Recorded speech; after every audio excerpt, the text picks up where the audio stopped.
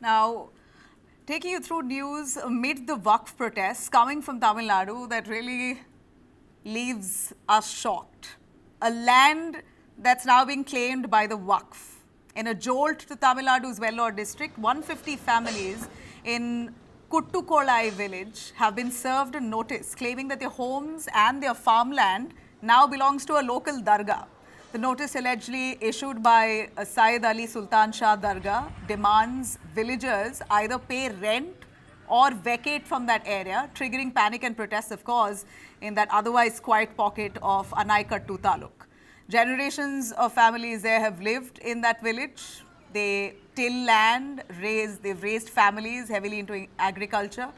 Now, they've also got state-issued documentation to prove their ownership. And many of them came, in fact, holding those documents to protest. If I can show you some of those villagers there, that's the village. The villagers who were protesting, in fact, held documents in their hand and came out saying, we've got a notice, but hey, this is exactly the documentation that proves my ownership of this land. It's not just me, it's my fathers, my forefathers, all who've lived here. Imagine Waqf board now saying it's ours. Now they're scrambling for clarity and legal protection. This protest was led by Hindu Munnani, a Hindu group who has now backed these families, largely of the Hindu community. Now they feel threatened. In fact, they've all marched to the collector's office demanding pattas to secure their rights and fend off eviction threats.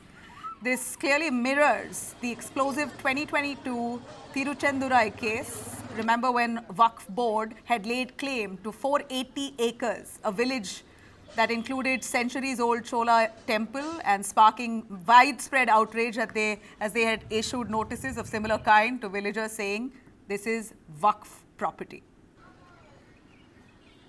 Everything has a preamble in this constitution.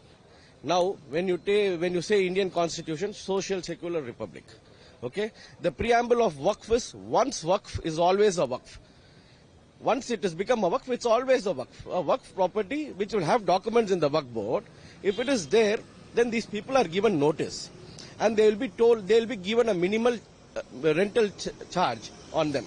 So this minimal rental will even make the Waqf board stronger, will also keep them happy. But eventually Waqf board will not vacate them. So you should understand one thing, living in somebody's property is not correct in this law. Now, the Masjid Trust insists that they have legitimate paperwork on this. Tamil Nadu Congress leader Hassan Maulana fueling the fire, saying once a Waqf land, always a Waqf land. All this comes even as DMK and the TVK challenged the Waqf amendment bill in the Supreme Court. What began as a show of support for the minority concerns there in Tamil Nadu by the government and the opposition, a newly found party of Vijay. Now they're, of course, left wondering what to do on appeasing the majority of the community or the minority. They have to walk a tight political rope, considering elections is just around the corner. I have given a notice to the village peoples who are residing there in our Waqf. I am having all the records which belongs to our Waqf from the year 1954 itself, that is from the Government of Tamil Nadu Gazette. It has been mentioned that the mentioned property that belongs to our Waqf. From the Waqf board, they have given us a performer report. In that, they have mentioned clearly that some of the properties that belongs to our Waqf, and that is why we are claiming that